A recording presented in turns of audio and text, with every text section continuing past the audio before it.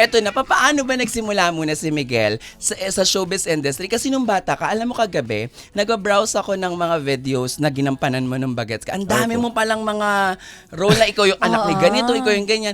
Agad-agad ba, umarte ka muna o katulad din ng iba na nag-commercials ka muna? Nung una po, nag-start po ako sa commercials muna. And then, meron pong parang nag-open up na audition para dun sa One More Try. Ay. And then, kami po ni Mami, kasi nung time po na yun, hindi naman po namin parang gusto talaga na mag-movies. Pero tinry po namin kasi lahat ng bata sa commercials, nag-audition po. So, nung time po na yun, nag-audition po ako para doon. And then, yun po, nakuha po ako ni Miss Marivic Ong po. Wow. Si Marivic Ong sa Star Cinema. Yes po, Star Cinema. Yes, Attorney Marivic. Yes. Attorney Marivic, yes, oo. Alam ko po. Yes, si Attorney Marivic na ang pamangkin niya ay si Gionel Benedicto. Yes. Yes! Oo, kasi si Attorney Marivic isa rin sa mga discoverer ko, Day. Ay, talaga? Oo, sila ni Miss Annabel Regalado, yes. Ay, Oo. galing! Kaya talaga? Saan kanya na-discover? Na-discover niya po ako sa yun po, sa auditions. Talaga? Yes, tapos, nung time po na yun kasi ayoko po talaga umarte. Pero, Niya. nahihiya po ko nun. As in, pinagtabi po kami ng dalawang options po. Yung isa, grabe yung acting, as in super... ganon. As in, bigay. magaling po kasi matagal na po siyang nag-artista. Tapos Talaga? ako, sabi po ni Mami, kwento sa akin, natahimik lang daw ako. Pero parang si Miss Marivic daw po, parang gusto niya daw po talaga na Ikaw. kukunin po. Yes. Alam mo minsan, sa auditions, yun yung natutunan ko Pag sobrang Gina G ka, okay, Minsan ayaw. yung pinaghandaan mo ng todo, totoo to ha, ito based on experience ha, pag sobrang pinaghandaan mo at sobrang alam mo yung ready ka, alam mo, yung very technical ka sa mga kaganapan, mas malaki yung chance na hindi ka makuha. Talaga? Based Baka on experience sa tapos yung mga nakukuha, yung very raw. Baka kasi yung sa attitude din, di ba? Na parang very Hindi ata genuine. Kasi may hinahanap yung mga director. Depende hindi ko kasi po. sa look din Oo. eh. Hindi diba sa salo? Kunyari yung sa role niya sa One More Try. Hindi pwedeng yung sobrang bibong-bibo ka. Kasi, yung character. kailangan Diba? mag-match sa character. Yes. Halimbawa, example lang, nung nag-audition ako for Pangako Sa'yo, sa role kong Kuring, ano talaga, alam kong theater ako, tapos DJ Jaiho nung time na, yung sa MOR, ganyan. Talagang Give na feeling ko give. pinagandaan ko. Tapos parang hindi natutuwa talaga si Direk Rory, si Direk, si Inang, tapos si Direk Dado Lumibaw. Tapos dumating sa point na sa audition, dahil nakita ko hindi sila natutuwa, sabi ko lang talaga, ayoko na Direk. Yes! Ayoko. Sinabi mo yun sa kanya? Yes, ayoko na. Ako na lang mag-host ng mga premiere, mall show. Ayoko naman talaga mag-artista direct. At least alam ni Direk.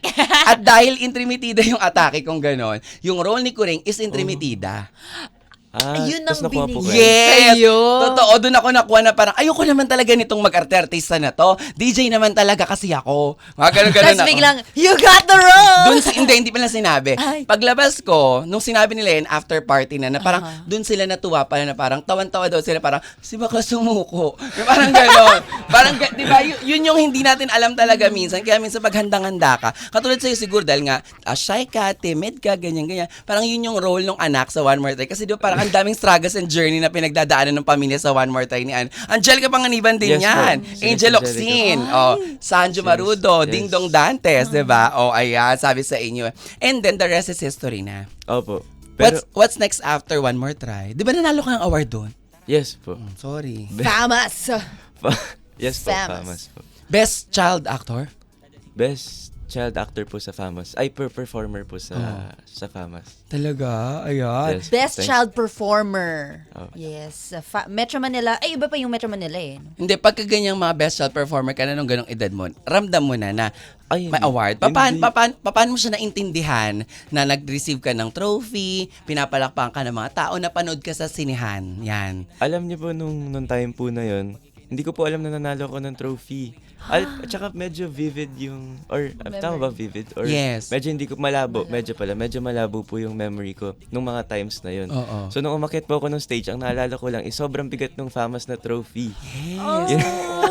Kasi nahirapan po akong bitbitin yun, nakadalawang kamay pa po ako nun. Tapos yun lang yung naalala ko, tapos yung speech ko na pinractice ko ng 3 araw. Tapos hindi ko din nasabi sa dulo. Ang nasabi ko lang, thank you kay Papa God. Tapos yun lang.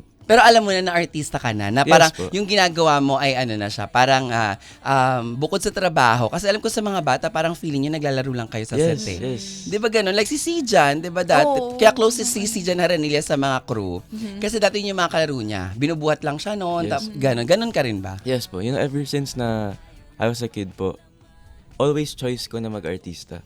Kasi nga nung bata ako, my mom always said na kung gusto mo ba talaga. Every show, ganyan, tas sabihin niya sa akin kung gusto mo ba talaga.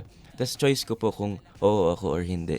Nung time nga po na yun, kagaya po ng sinabi niya, parang naglalaro lang ako. So, syempre, enjoy ko po pagiging artista. It's my passion talaga. Alam mo, Until now. very good yung yung magulang. Yes. Natatanungin muna yung bata Hindi yung kung, sapilitan. kung gusto mo ba talaga tong ginagawa mo. Yes. That time, kilala mo sila Angelica, Ding Dong. Ay, hindi po. Sila Angel at saka si Sanjo. Paano yung kung sa yung ano lang yung naaalala mo lang na pwede mong i-share kung paano kasi yun yung pinaka first big project niya. Yes, tsaka core memory yan. No. Yes, may story po ko doon. Okay.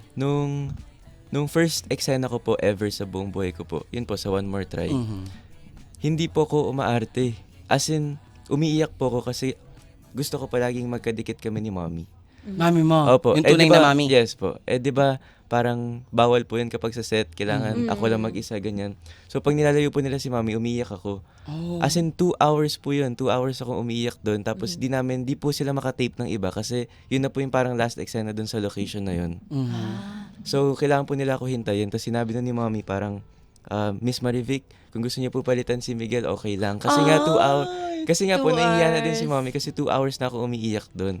Tapos sabi ni Miss Marivic, hindi, mami, kaya natin to. Tapos ang nangyari po, si Miss Angel, sinabi po sa akin, sabi, may gusto ka ba? Sabi ko, may gusto ka bang toy? Sabi ko, yes po. Tapos sinabi niya, anong toy to? Sabi ko po yung parang, basta yung airplane po. Oo. Tapos sinabi mo, pag ginawa mo to, bibigyan kita ng toy.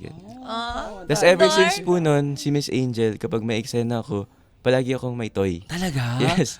Kaya, Oh. nung after po nung One More Try, ang dami kong costume, ang dami kong toys. Kasi dala niya na. Yes po, dahil kay Miss Angel po. Tinupad niya yung promise niya. Opo, tapos tatanong niya po kung anong gusto kong pagkain, ganyan. Alam mo, Spoiled ako talaga. totoo.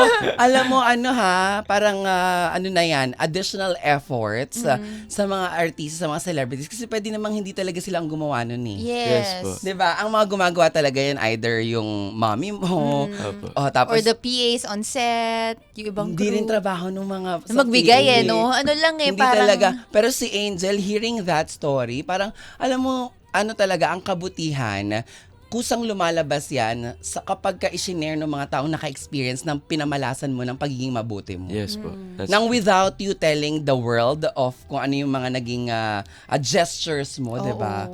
Ang tari ni si Angelica, binigyan ka ba ng Angelica? In on the spot. Binigyan ka ba ni Madam? Hindi ko na po maalala, yun lang po yung naalala ko. Tumatak talaga kasi. Hindi, si Madam na mahilig sa mga bata, pero more on pagkain yun. Opo. Naku, More on siguro. pagkain Yun na siguro. Ngayon lang, hindi, syempre diba, nung time na yun, parang feeling ko, mas lalo ngayon kasi may anak na siya, si Amila, diba? Yes. Kumbaga parang gets niya na, no? Pero nung dati siguro, diba, parang ang bet ni Angel, kakain, diba? Yes. Tapos hindi, mahilig si Angelica maglaro. Playful With the kasi si ano, Yes, with the playful si kids. Angelica.